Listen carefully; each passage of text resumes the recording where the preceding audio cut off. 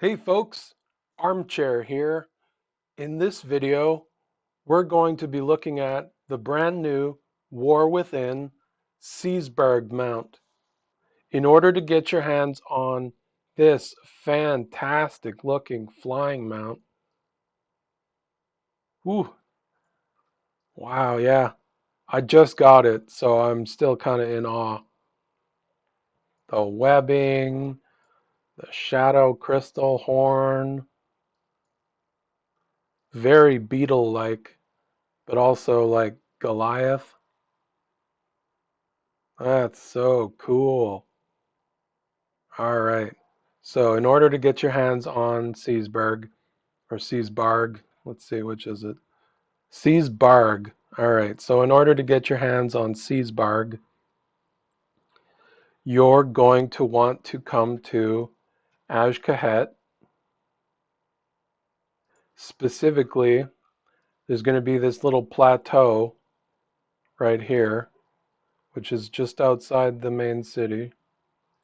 There's going to be a zone-wide announcement, something akin to a giant creature flies over the city, something like that.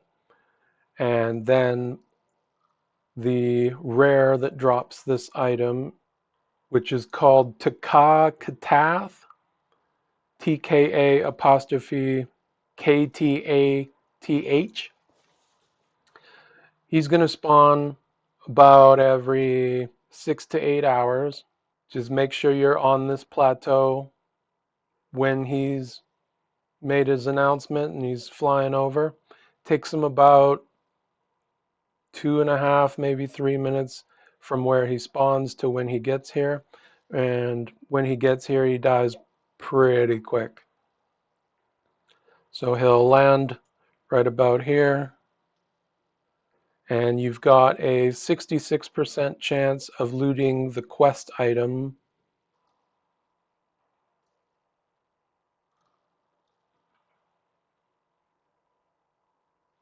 Once you have that quest item, you're going to take it over to here.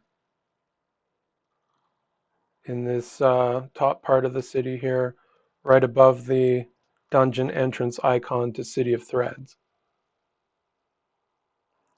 There's going to be this Shalba alchemy trainer, and you're going to hand the quest in here. Now, sadly, that does not grant you the mount right away.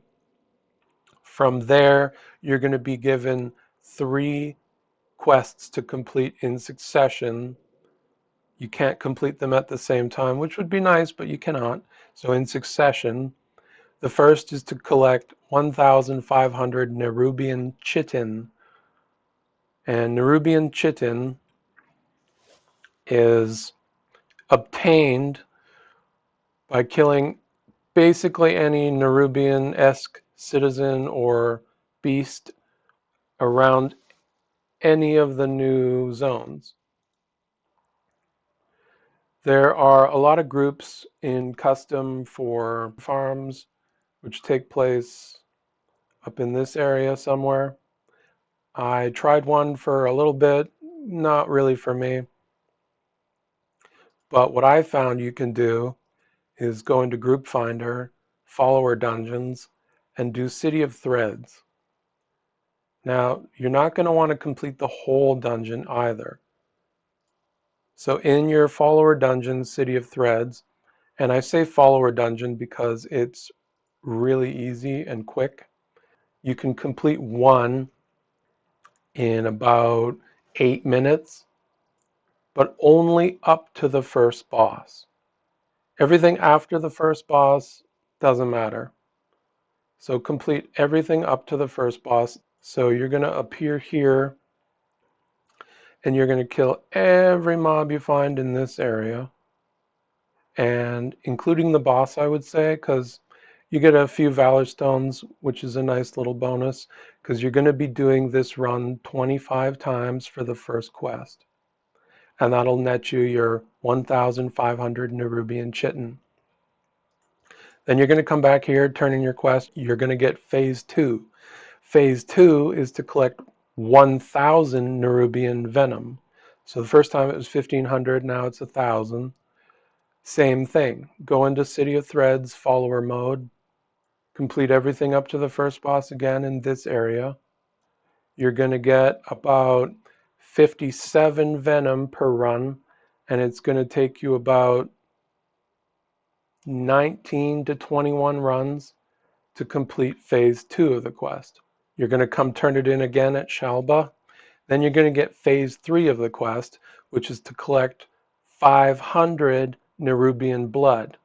Now, I recommend, instead of doing City of Threads, you switch to Arakara, City of Echoes. I completed the entire dungeon, and especially in this area here, lots of Nerubian blood to collect. On my first run, which took about 20 minutes because I was being really meticulous and killing every single mob, I netted 92 blood. So it took me about 5.5 runs.